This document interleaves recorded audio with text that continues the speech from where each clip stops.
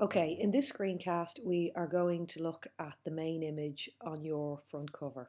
So the front cover of your magazine will be whatever your target publication is for your interview feature, and you will reproduce that front cover using your own picture that you have either taken yourself or sourced as the main image.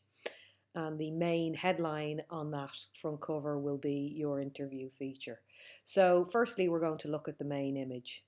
So if we use this delicious magazine as an example, you can see that the main image is a cake and the background is a plainish kind of background, different tones of pink, but it's not too busy. And this allows the cake in the middle to stand out, and also all of the words around the cake can stand out against this background. So when you're taking your picture or sourcing your picture, it's worth bearing in mind the background, because this can save you a lot of work. If you have a background that is too busy or is taken up by too many different colours, it means that the main image won't stand out as much, and also that the words that will sit on top of the picture will not be easy to read. So most glossy magazines have a photograph that covers the entire page. There's no margins, as you can see. The cover comes out right to the photo rather comes out right to the edges of the page with no margin. Like you see the margin here. Well, we're going to cover all of that up on the front page. We won't for the inside pages, but the photo will take up all of the front page. So I need to find a picture of a cake in this case, because that's what I'm going to use, a different cake, because it'll be a picture I have supposedly taken. And I need to make sure the background is plain enough for the masthead to stand out and all the other words to stand out. It doesn't have to be completely plain, it can have a few things on it. You just need to be able to see other things on top of it.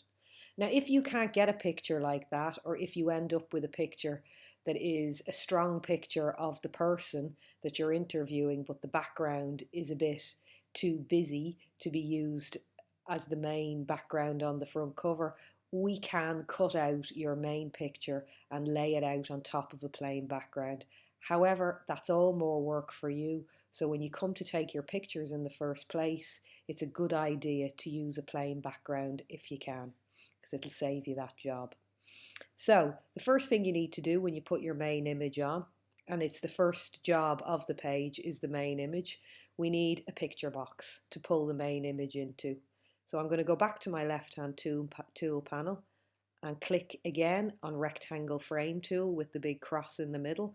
I'm going to click on that, and then I'm going to draw a picture box that covers all of the front page like this, like so. And there we go. There's one big picture box right out to the edges of the page, covering it all. And I'm going to pull an image into here that I want to use for my main cover. So I'm going to do Control D, and I've got a picture of a cake here I'm going to use, which I have put in my pictures file, and I've pulled it in. As you can see, it doesn't take up the full page, so I need to make it bigger. I can, as I did with my delicious front page, use Control and the greater than or less than keys to resize. Or a quick way of doing it is to go up here to these icons at the top. You'll see the first one is fill frame proportionally and the second one is fit content proportionally. If I click on the first one to fill the frame out, I've got a big picture of a cake on the front page that takes up all of it, goes out right to the edges. Now I might want to move that around a little bit in the box, so I need to go up to my top tool, my selection tool, the black arrow, click on that, then click back on the box wherever the hand tool appears, just like we did with the magazine cover in the last screencast. If I click on that, and I can use the arrows or my mouse to move that picture about.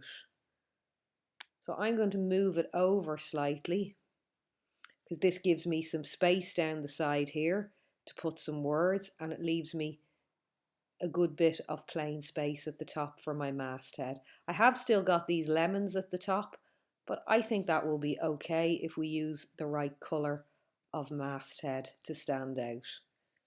So that's my main image, and as you can see, I've got room around it. It's not completely plain, but it's plain enough for words to sit out on the front of. So that's the first job of